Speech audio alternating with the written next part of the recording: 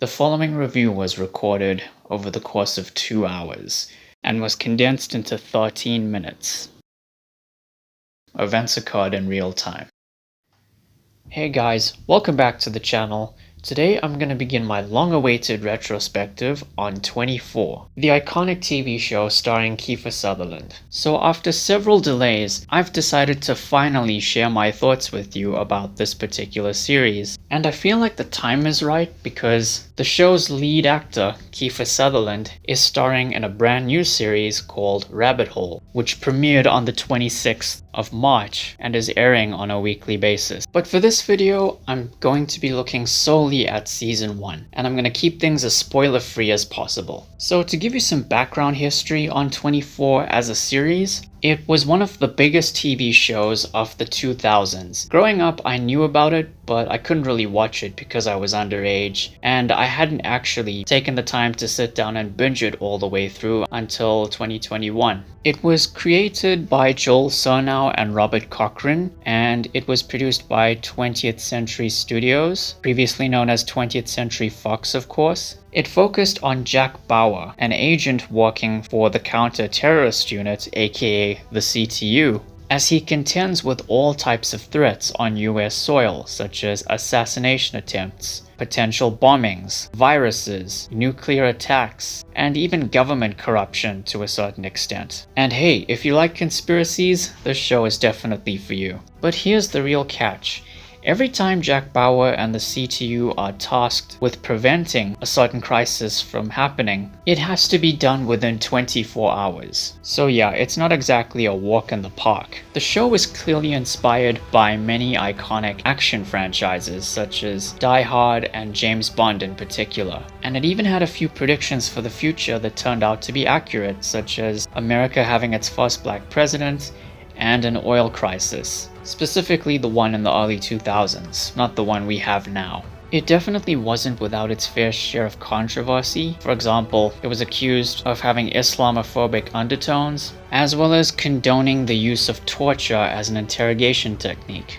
The show proved to be successful enough to warrant a franchise, including 8 seasons, a made-for-TV movie, a miniseries continuation, a spin-off, comic books, novels, trading cards, a video game, a board game, an energy drink, 2 foreign remakes that I've yet to watch, one being Indian and the other being Japanese, online webisodes, and even a theme park attraction. So yeah, it was quite the lucrative property for Fox at the time, especially since the X-Files had pretty much fizzled out by then. And even though the show lasted for 9 seasons if you include Live Another Day, it still doesn't feel as if we have a definitive ending for the character of Jack Bauer. You know, I think a lot of fans will agree on that, and even Kiefer Sutherland himself acknowledges this too. So yeah, it's all in the hands of Fox right now. And that's the history lesson for 24. Let's jump into season 1. In season 1, Jack Bauer and the CTU have to prevent a presidential candidate by the name of David Palmer from being assassinated. As simple as that sounds, things get more and more complicated with each hour that passes. So I thought season 1 was a great start to the show, even if it's not necessarily one of my absolute favorite seasons. So let's get into it.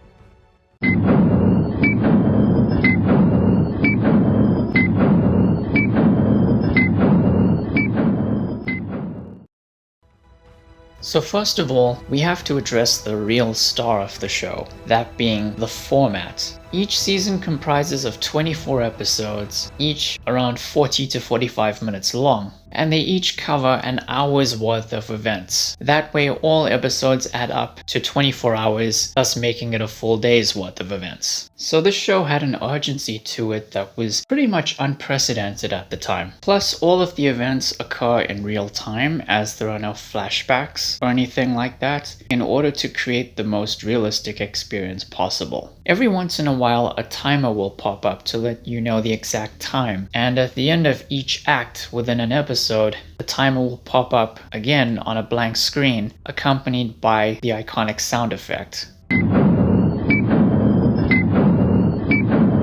Aside from the format, there's also the use of split screens.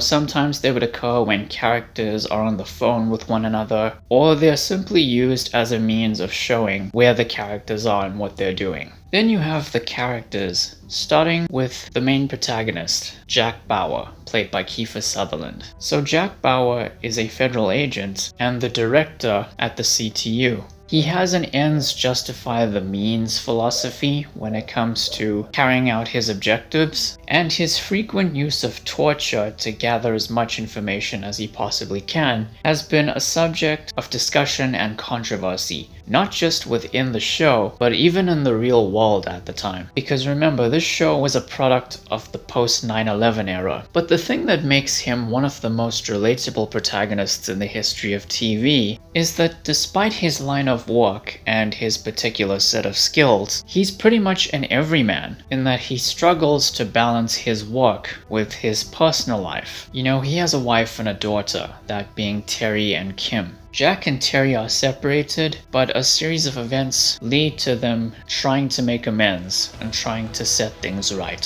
So yeah, Jack Bauer is the perfect protagonist for the show, Kiefer Sutherland was perfect for the role, and his Emmy Award was well deserved. And let's not forget Jack Bauer's iconic catchphrase, "Damn it." Damn it. Damn it. Damn it.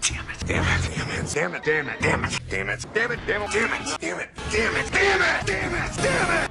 Then you have some of the CTU members. For example, Tony Almeida, played by Carlos Bernard. Tony Almeida is a systems analyst and the third in command at CTU. He has a lot of animosity towards Jack for a couple of reasons.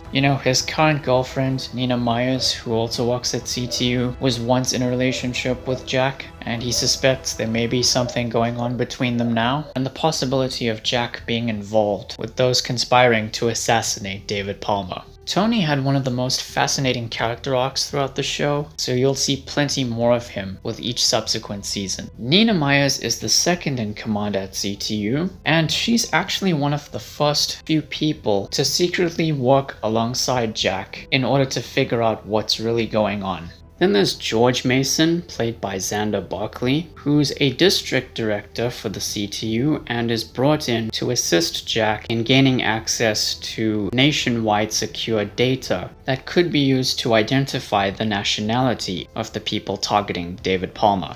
And lastly, let's look at the Palmers. David Palmer is played by Dennis Haysbert and is a Democrat who is running for president. His presidential campaign is not only in danger because of the assassination attempt, but also because of allegations regarding his past resurfacing. And so he heavily debates not only with himself, but with his family and his peers as to how he should respond to these allegations. The interesting thing about David Palmer is that he's not the kind of person to get his hands dirty for his own benefit. And one of my favorite scenes of his in this first season is his first meeting face-to-face with Jack Bauer.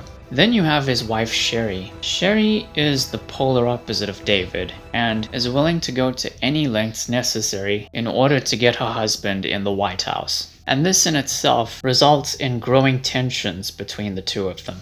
So that's pretty much all the major characters for this season. Let's move on to some other stuff. This season is jam-packed with action, as is every season of this show. And while it is very grounded for the most part, there's tons of variety, from fistfights to shootouts to car chases, and it was some of the best action on television at that time, and to a certain degree it still is. Plus, the show's music is incredible. Sean Callery, the composer, is a genius.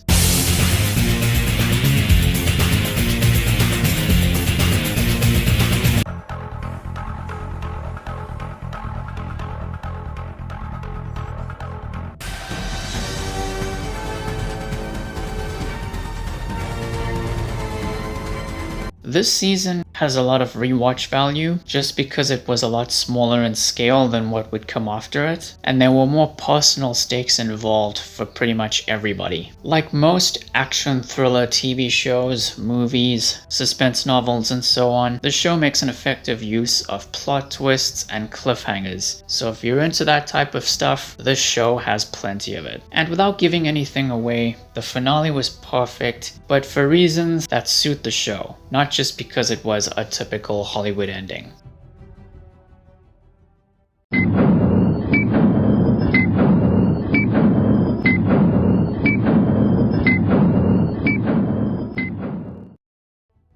So the first issue I have with season 1 of 24 is just the pacing. You see, the first 12 episodes felt very refined and fast-paced and frenetic to a certain degree. However, the same can't be said about the other 12 episodes that followed. And that's because the network was uncertain at the time as to whether or not this first season would get picked up for the full 24 episodes. But that's precisely what happened. So when you watch the second half of the season and compare it with the first half, you can tell they just kind of made it up as they went along, because the season kind of loses its pace a bit, and in many ways it just feels like a retread of the first half. And the other thing is two of the most frustrating characters on the show, Terry and Kim Bauer. I can understand if they end up in life-threatening situations, but some of the scenarios are a bit outlandish. But other than that, I really enjoyed this first season.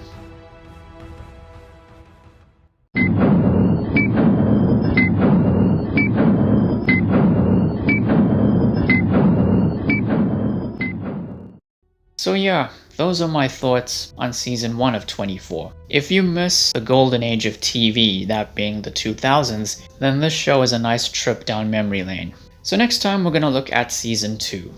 So thank you all for watching, guys. Please be sure to like the video, share and subscribe, ring the bell, take care, and I'll see you soon.